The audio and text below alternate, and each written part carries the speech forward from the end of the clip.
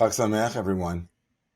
Tonight, as you gather with friends and family, and you bite into the matzah, you bite into that flat bread that represents our slavery and also our freedom. That little bread that matzah that for our tradition teaches us, the matzah is michla demnemnusa. It is ochel shel emunah. It is the bread of faith.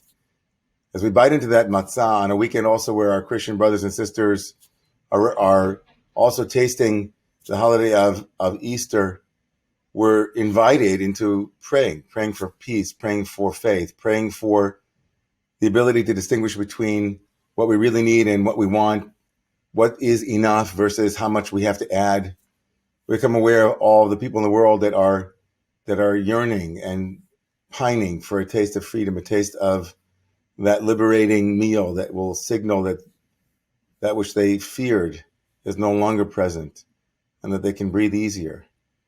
As you bite into that matzah tonight, I invite you also, as you taste that matzah, you have a taste for the thousands of generations and thousands of humans who knew the taste of freedom and remembered it, especially at moments like this when things seemed bleak and dark and difficult.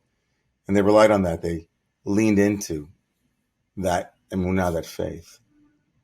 It's alarming what's been going on in the world, obviously, for the last couple of years. It's alarming what's going on in our country. It's alarming what just took place here in New York City this past week. It's alarming what's going on in the Ukraine. It's alarming what went on today in Jerusalem and Israel. It's alarming to see what's been happening with anti-Semitism and the rise of anti-Semitism and anti-Israel. A lot of it is just very, very troubling.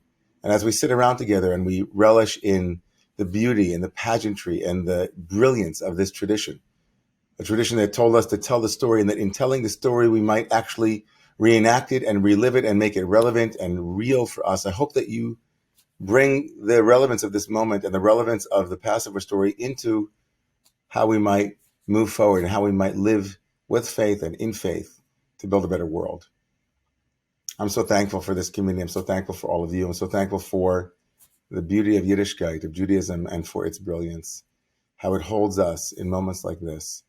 And so when you toast tonight to freedom and appreciate all of the things that we have and all the things that we still might build and might create together, I hope that you feel from my heart and from my wife Ariel and from Jeffrey and the entire Romamu team here how much we appreciate the beauty of this community and the beauty of who's with us. Much love to all of you. A Chag Kasher v'Sameach. As this in Pesach, may it be a sweet Pesach, a Pesach of liberation and light, of freedom, and of a remembrance of faith. Chag Sameach.